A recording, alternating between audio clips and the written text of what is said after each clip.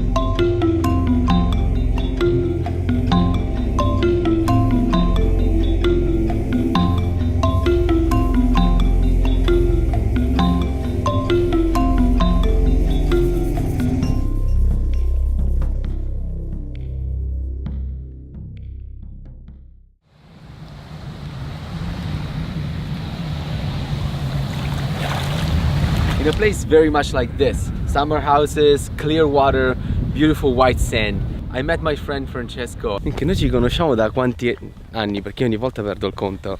Io penso praticamente da quasi tutta la vita. And our family started gathering together every night for dinner. One time it would be my place, one time would be his place. But we started just like, you know, hanging out around the dinner table. And one night we were having just a normal conversation, as we both come from very large Italian family. We started talking about our heritage, and this is where we discovered something.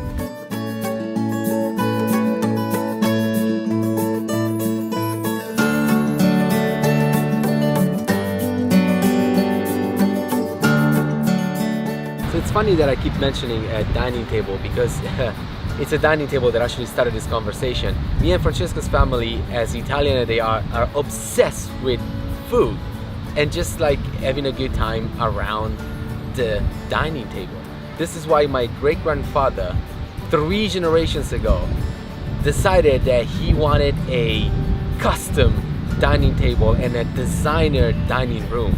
So he started looking for a possible sculptor to do this job. And that's when Francesco realized that 3 generations ago, in a small town in Sardinia, his own great-grandfather would have been the perfect artist for the job. What are the chances? In the middle of the Sardinian mountains, in the secluded town of Gavoi, my great-grandfather comes back after the war. The entire country of Italy is in need of an economic boost. And what better way to do this than push local manufacturing by hiring artists, painters, sculptors, architects to reimagine our home. To basically be the pioneers of what we now call interior design and come up with homes that are not just functional, but they are aesthetically pleasing.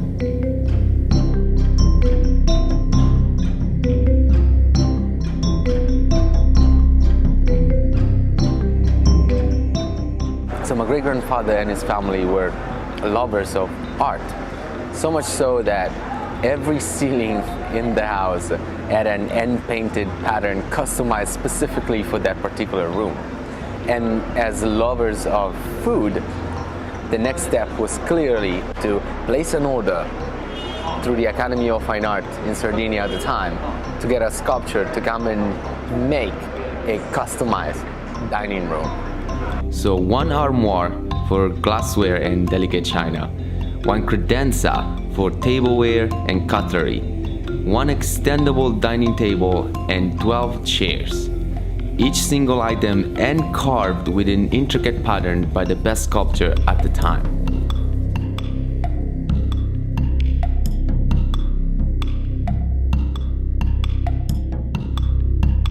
The artists sketched every single one of these items. They were then approved by my grandfather's family.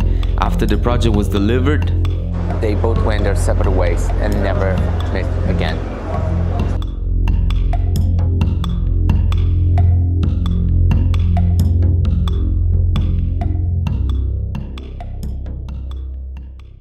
So 100 years later, a little 4-year-old Seba went with his family to a beach. We randomly chose a spot next to another family who had a kid about my age. And that's where a lifelong friendship was born. Ci raccontano i nostri genitori che giocavamo sin da bambini, 3-4 anni. Me and Francesco were 4 years old-ish. Now we're 33 and we're still friends. So over the years we talked about things we hate, things we like, things we have in common. And one random night around the dinner table, we had a conversation regarding our past, regarding our heritage, regarding our families. I told him how I grew up around art when I was a little kid, and he told me how he grew up around the concept of art, having a great-grandfather who was a well-known sculptor. He even told me that he inherited some of his sketches, some of the drawings that his grandfather used to do. And that's when something clicked. Something unique and, dare I say it, almost wonderful happened. By some incredible coincidence, the drawings that Francesco inherited matched the furniture that I grew up with. His great-grandfather was the artist that made my great-grandfather's dining room. What are the chances?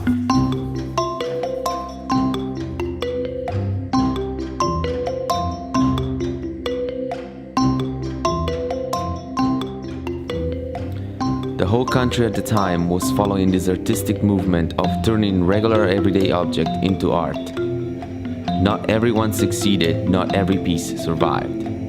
We are now very aware that this dining room is a unique masterpiece that probably can't be replicated.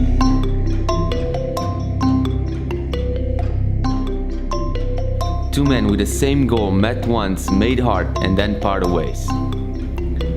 3 generations after, in a different town from 2 completely different cities, their great-great-grandsons became best friends. Whether you believe that you write your own history, or whether you believe that your fate is predestined, this story will make you question either.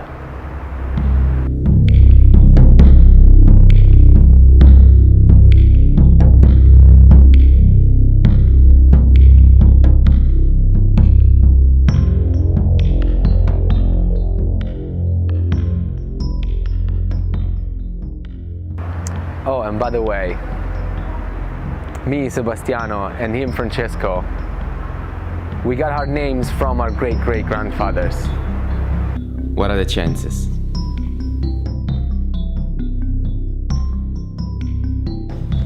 Chissà che tra 3 generazioni qualcuno non veda questo video e dica: ma si conoscevano. Francesco e Sebastiano si conoscevano.